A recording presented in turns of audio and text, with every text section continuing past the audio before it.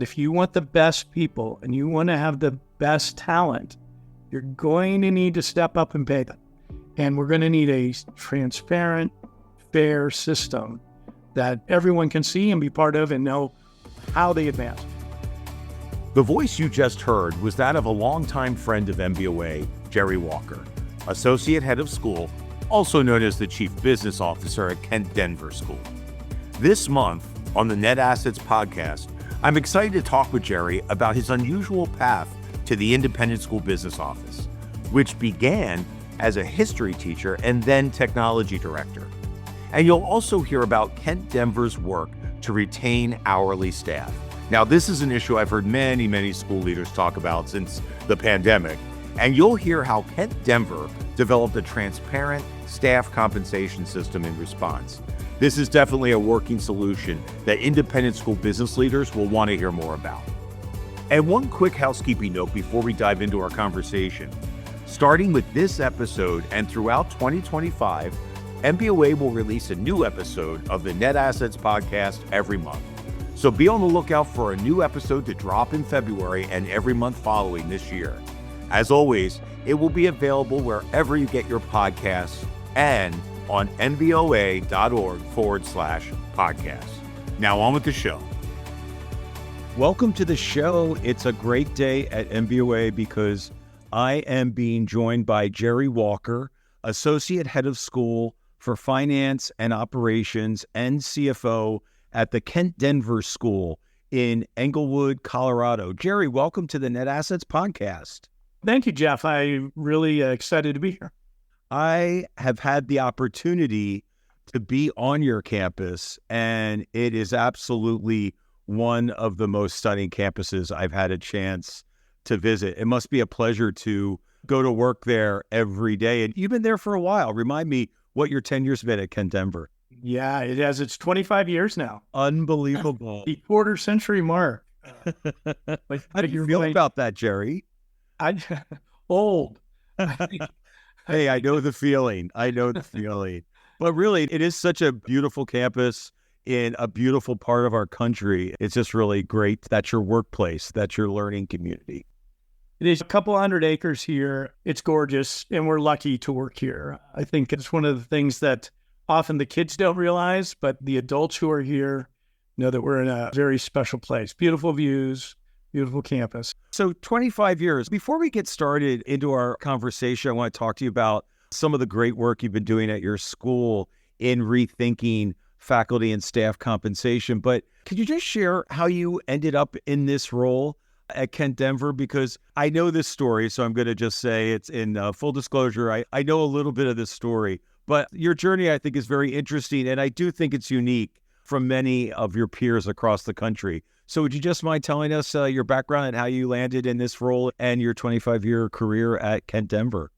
Yeah, definitely. Serendipity is probably the word here. It's a strange journey, but it's been a great journey for me. I came out of college and went right into teaching in public schools.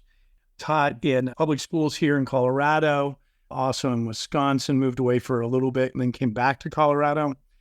At the same time, I had an interest in technology. Went ahead and pursued a master's degree, MCIS degree, comp sci. I came back to Denver, and a private school here in town, Grayling Country Day, great school up the road for us, they were looking for a director of technology and worked there at Grayling for 6 years in technology with elementary school age kids.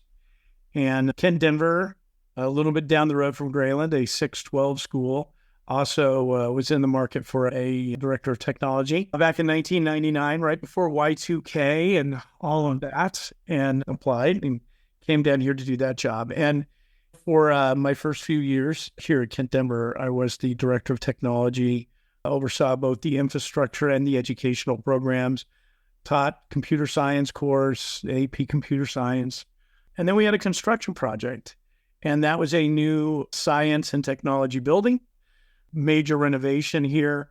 And the then business officer, Sally Cummings, some of the listeners may remember that. That name's familiar, but I don't think I had the pleasure. The name's familiar, though. Yeah. Unfortunately, Sally had to take leave during that project, and the head of school at the time, Todd Clown, asked me if I would, only because I'd been so involved in the construction and had been working so much on that piece of it, if I would be willing to continue on, take over the project manager piece of the construction project, and also on an interim basis, fill in the business office, which I said yes to. And that was great. I was doing kind of both tech and business and a construction project all at the same time. I think you saying yes is a really important piece of your career trajectory. I think people present you opportunities and you seem to say yes a lot. I did. It's probably a weakness. What's our strengths are our weaknesses, Jeff. That's right. Yes. I very rarely say no to anything on campus, and it's gotten me into a lot of coaching, advising, teaching, buildings, whatever it is. But it's also made the journey interesting and exciting. I think yes is a good default answer. Usually the business officer is always the no guy. And I offered him on the finance side of things, but when they ask me to do something, yeah, it's usually yes. I don't believe you say no, even when you have to as a CFO. I think you try to find a way to yes. So are you in this job in an interim basis and then you end up staying with it, or just continued? Remind me of that part of it. And yeah, no, I was in it in an interim basis and worked with a great team of folks up here with certainly more accounting and finance background than I had at the time, and got involved with NBOA as well as taking a few courses. I'd had a little business experience from before with some family, but I took some finance, some accounting classes, met with our folks here, and I really enjoyed the role. And it was a interesting pivot at the time to move away from the tech piece. Ended up hiring a new tech director who then reported to me. And then instead of an interim, I was the director of finance and operations. And evidently, I've done okay with it because they haven't replaced me yet. So. That's great. That's great. Two things about that. First, to all you philosophy majors out there, yes, you too can be a business officer at an independent school, right? A lot of moms and dads out there worry about their philosophy major sons and daughters. No offense to them. Employment is possible. Exactly. Yeah, it's a history, philosophy, and computer science. Not usually what the CFO's got. Yeah. Yeah. And just that you stepped into the role and you really stuck with it. That's really great. And we're grateful for it, actually. We're here to talk about some of the interesting work you've been doing in staff compensation. And it seems to me that the story begins with you're at the end of the pandemic. We're dealing with post-pandemic, and we're dealing with post-pandemic inflation. And you're concerned that your food service staff, you work with a major food service provider, but the staff, which is not uncommon for independent schools, the staff had been employed at your school doing this work for a while, but you were really worried that you were going to lose a significant number of that staff because you just weren't competitive with the other food service opportunities, let's say, that were in your geographic area. Is that accurate? That's very accurate. It's an interesting dilemma because when you outsource, typically you don't have to worry about these problems. But what we found, the food service staff who our kids, our faculty, the adults here really love. We have a great food service program. It always rates very high with kids and with families. It's one of the components that we do well here. And what we found is with rapid inflation, costs in Denver, a lot of those entry-level to mid-level food service jobs, which, pre-pandemic were in the $13 to $15 an hour range. All of a sudden, everything in Denver was going to be $20 an hour starting wage at McDonald's or any corporation, any fast food. And our folks who had seen raises, which were pretty typical, all of a sudden had opportunities to go somewhere else and earn $1, $2, or even $3 more an hour than they currently were with our vendor. And we were already locked in with a price with that vendor for the year, contractual obligation, and had to sit down with both the food service manager here and the employees. Because I knew that the talk was that they were planning on several of them leaving for $1 or $2 more an hour. And for hourly folks, $1 an hour, that translates to a little over $2,000 a year. And it's real money. Yeah. And mid-year, in between contracts, had a meeting with the food service folks, 8 of them, myself, and I said, what is it that we need to do to keep you here? Because you are valued members of our community. You may be an outsourced vendor, but you're wearing Kent Denver gear. Many of them go to the games, and we make a special point to include them in opening and closing meetings and appreciations. And I think they really feel like they are, if not our employees, certainly important members of our community. And I said, we want to continue that. And how do we get there? And I think it was a great conversation that allowed us to bypass some of the bureaucracy that can exist with vendors. And they have a structure and they need that. But this was just directly interjecting myself in the process. And I said, okay, so let's get down to it.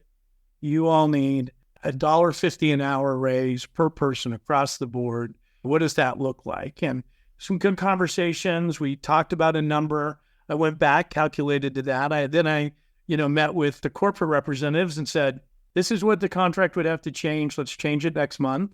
But I want to see 100% of it go to that compensation. I really like that part of this story, Jerry, that you really went to bat and said, we'll give you more money, but it has to go to the staff that we're really working on behalf of.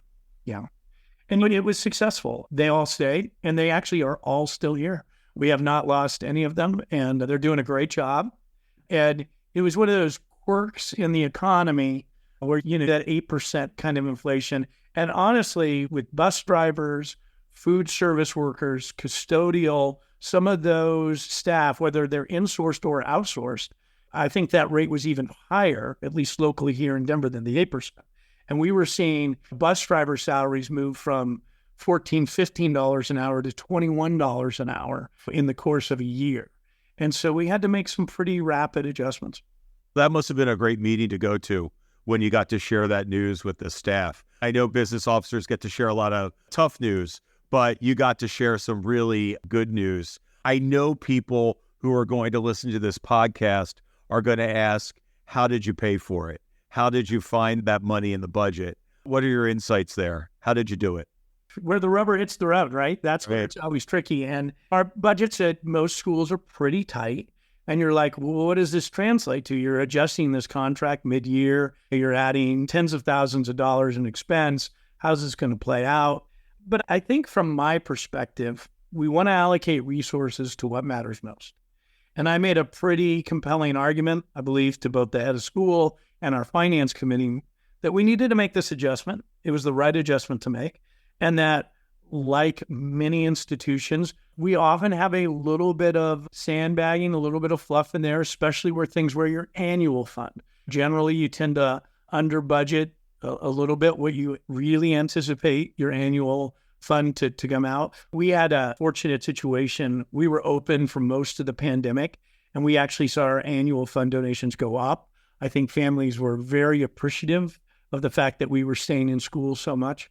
And significantly channeled some of that, had some cost savings during that last year of the pandemic as well on transportation, on some of the times when we were closed, on utilities and other things. So reallocated some of those savings to cover those additional costs. But you spent some capital, some personal capital in making the argument, like you said, and really framing it that it was important to the other individuals, the board, your finance committee, the head of school. So you really put some capital and put some real emphasis behind that of your own. And I think that's really impressive. What also happened was it opened the door to you looking at staff compensation more broadly at Kent Denver. Now, tell me about that. What was the next step in this journey, so to speak, when you began thinking about, my understanding is you did some overhaul of faculty compensation, but didn't do staff compensation at the same time. And did this lead to that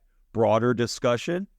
It did. I would say two things led to it, but this was certainly a factor in that. And the other was we brought in an HR director who, frankly, before this, I didn't even have an HR director. I was HR as well, which I'm not recommending by any circumstances. We need HR professionals. And I benefited greatly and sat down, and in part of working through our compensation models with our HR director, she was very intrigued by our faculty compensation band and step system, which now it's been 10 years that we've had in place.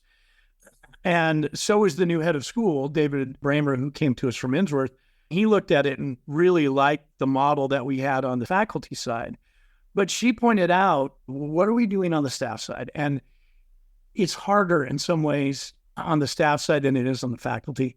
And I sat down and worked with Shannon Rybecki, great HR person here. We developed a staff pyramid model that we felt allowed us quite a bit of range and flexibility because obviously, as everyone knows, staff salaries vary not only by local economy and demographics, but also by job type. So it's really hard with that entry-level associate who might be in technology versus that entry-level associate who might be working in your communications office or maybe someone who's working in admissions or somewhere else. And that's just what the market is with tech and those other things. So we tried to develop a system that gave us both flexibility, but that we could post.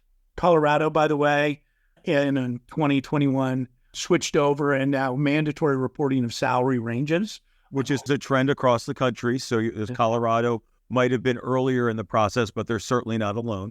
That's right. And I think that was helpful in this conversation too, when talking to your board and things. Like, we need to be very transparent about what those salaries are. And since it allows for a range, devising that system, I think, worked pretty well for us. We divided the pyramid in two systems. One more folks on the staff who really are more instructional support and supervise often people at the highest levels. And the other side are content or technical expertise. And so those that really are just your database person or your network person, but they have a lot of technical expertise. They might not supervise anyone, but they have a lot of technical expertise. Or someone who might be your director of your libraries or communications staff. And those folks do often supervise people, not the same technical expertise. So we first bifurcated the system into two pieces, but allowed this pyramid with associates at the bottom, specialists, then assistant and associate directors or project managers, up to another layer that basically is your directors or your technical experts, we've called them, and allowed us to build a pyramid, a structure. So there is some kind of hierarchical structure that with wide ranges that allows folks to know, one, when they come into a job, where they're at in that structure and what the range of salaries are. And two, we made it very clear that unlike with faculty, where often your teachers are doing the same job throughout their career, they might be teaching 4 sections and advising and coaching, and they may do that for 30 years. With staff, often that's not the case. And where do we have opportunities for them to grow or change, add responsibilities? And can we build that into the structure? Rolled it out 2 years ago. Did a lot of work with the staff on explaining to them that sometimes, in fact, often, unlike in our band and step system, which we can talk about in a minute for faculty, you might ceiling out, right? There just might not be another place for you to go until someone else leaves, or you might have to leave this institution and go somewhere else to find more opportunity. And that's certainly one of the big differences, I think, between staff and faculty. I think one of the reasons it was well received was we were honest.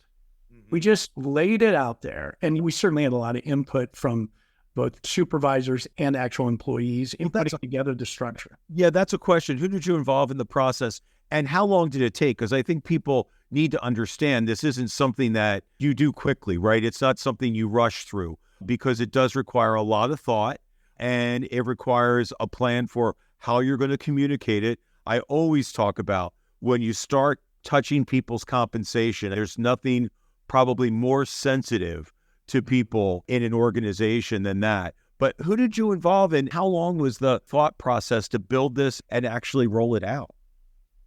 Yeah, great questions. The first person I involved was Shannon. And basically, to be totally honest, we worked out, the two of us, a kind of construct or structure to begin with before really bringing anyone else to it, with lacking detail, 30,000 foot overview. And one that we liked, where we were delineating between the roles and all of that. Then went out to the supervisors first, who supervise staff directly, and said, this is what we're thinking. And what do you see? What is some input you have? Is this a good idea? They were overwhelmingly in favor of it because it gave them, there's a piece of this which is part of the evaluative process. What kind of, are we going to standardize that? How can they have some clarity as supervisors for what these roles are? It would mean reworking job descriptions, of course, and titles, but they were definitely on board because they felt that was an area where we had inconsistencies between departments. And this allowed us to make that more consistent. So once they gave us some input, and it was very good input, then went back and had some open meetings with all of the staff and said, look, we haven't done anything yet. And the first principle before we even get into this, and this was true when we did band and step with faculty, and I would say was important to say first is the structure we come up with will be such that no one here will make less money. Gotcha. First rule, whatever we come up with, you're not going to make any less money than you do now. And that does alleviate some initial anxiety. Of course. Yep. Second, it's not going to change your benefits in any way. And our staff here have the same benefits our faculty and administrators do. So that was pretty easy. But you take those two things that they can be worried about right off the table. The scariest things, just go after them first. And then tried to frame it to the positive about how this is going to give us some consistency, some transparency, and allow you to know where you're at and frankly, where everyone else who's on staff is and what the rules are, what the structure is on how you advance or can you advance and what the range of salaries. And we're going to just let everyone know that and have that on our website on this, the employee portal section so that you can all see it. And it's right there. And once you talk about that transparency piece in a system that for years, at many schools, was not transparent and individually negotiated, Right. I think that, well, I know that was very well received. People were like, seemed like sort of some equity and fairness that we were bringing to the system that although I don't think the old system was necessarily unfair or inequitable, but it was less transparent and clear. And when you can add that clarity and transparency, they were very much behind it. What are some of the ways you can move up through this process? Is it professional development? Is it certifications? Is it tenure? It sounds like your supervisor's performance review plays a role. Can you just give us a flavor of what are the things that are in this transparent process that help folks understand how they can achieve a higher band or a higher compensation level? Yeah, of course. The one thing is tenure is factored in initially because of their current tenure at the school and salaries. We really aren't using tenure very much after that on the staff side. And frankly, we moved away even on the faculty band and step side that tenure has been not eliminated, but less emphasized. And instead, professional development is basically taken over as the way you want to move up in either side, either our faculty system or on our staff side, is through professional development. And so you've got to demonstrate, maybe it's certifications. In some fields, that lends itself very easily to that, but not in all. It could be taking on additional responsibilities. And we're encouraging our staff to be advocates for themselves and review their job description annually, and to also make suggestions to their supervisors about additional responsibilities or jobs that they might be willing to take on or we have an interest in. Sometimes we don't have an opening there or have any interest or we don't need that, and we have to be clear about that. But at least it shifts some of the emphasis toward the employee and agency toward the employee to start being able to manage their own career. And so that they can say, look, I'm a specialist 1 and I'd like to become a specialist 2. And we clearly lay out what the differences are between a specialist 1 and a specialist 2. And we say, okay, here's the differences. For you to become a specialist 2, which one of those things are you going to take on? Which other responsibilities or what other certifications do you need? And what is your plan to get there? And we have a very aggressive professional development budget, which helps people pay for that, both on the staff side and on the faculty side. And so working with them, trying to encourage their agency and ownership of their own career paths. knowing in some of these jobs that they may move from a specialist 1 to a specialist 2, but there may not be an opening above that.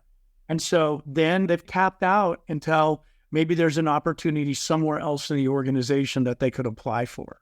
But certainly within that kind of associate 1, associate 2, specialist 1, specialist 2, titles we've assigned to these with clearly delineated differences in level of responsibility, and then what professional development you would need to make that adjustment to move up that pyramid.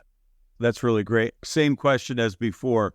Net increase to your compensation line after you did this work? And as we wrap things up, how is it working today for your school? I think the net increase was real. The good news is, much like when we changed our band step program for our faculty 10 years ago, I couched it in the goals of the institution. And our mission, one of the things that we always say is that we want to have the best faculty and the best staff in the city, in the state, region. And the only way we're going to get there is if we compensate people at the highest level. And we do. I like to say we're the best paying shop in town on the faculty side, and we are. And then we have the data to prove that. But when I went back to the finance committee, I said, if you want to do that, we're going to put our money where our mouths are. Yeah. You know, this is going to be a significant increase. And we had some efficiencies on the administrative side. We're a little bit more efficient than many of our fellow schools in the area. And that allowed us some things. We also had some student growth that was happening during these years. But when we implemented the band step system with faculty 10 years ago, that was a 15% increase in our faculty salaries in a single year to implement that system.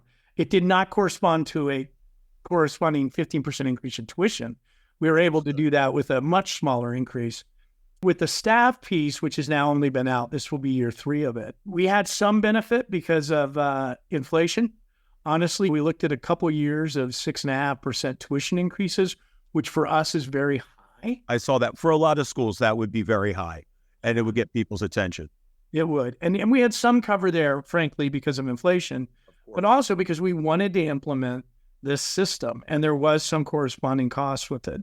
I do think our finance committee and our board in general has been very responsive and very open to that idea that if you want the best people and you want to have the best talent, you're going to need to step up and pay them. And we're going to need a transparent, fair system that everyone can see and be part of and know how they advance. The other thing that's interesting that the board was really excited about, when we did the faculty system, rather than basing their band jumps or these large jumps in their salary on student achievement, which I think some public schools have done, it was once again based on professional development. That did not necessarily mean an advanced degree, because there's a lot of ways here that you can demonstrate some strong professional development for both faculty, and we did the same thing with staff. Encourage, if you really want to move up, there's got to be some significant professional development, and for staff, some additional responsibilities. And many of our board members were very responsive to that kind of language. Very impressive. Thank you so much for sharing that story. And there's so many nuggets that I think other folks can learn from as they think about compensation at their own schools. And I hope this has piqued folks' appetite for some of the work NBOA has done the past year on our mission-anchored compensation strategies, which is available at NBOA.org. I know a lot of people are on this journey. They want quality faculty and staff. That retention is such a big deal. And Jerry, you really helped us move the ball forward with a lot of interesting ways to think about that. So thank you so much for being a guest on the Net Assets podcast. Really appreciate it. Jeff, it's always a pleasure. NBOA has been a very important part of my professional development over the 25 years that I've been here at Kent Denver. We were a member all the way back then, and I love giving back. I love being part of the organization, and more than happy to chat with other schools about some of the things we're doing here. I really appreciate you saying that, and I'm sure that many folks might take you up on that offer. So Thanks, Jerry, for a great conversation. I appreciate you being here. Thank you, Jeff. And thanks to everyone for listening to this episode of the Net Assets Podcast from NBOA. Join us each month as we continue our conversations with key voices from business leaders in pre-K through 12 independent schools. And be sure to subscribe to our podcast on Apple, Spotify, or wherever you listen to your favorite podcasts. For more information on NBOA, visit us online at nboa.org. Thanks for listening, and tune in next time.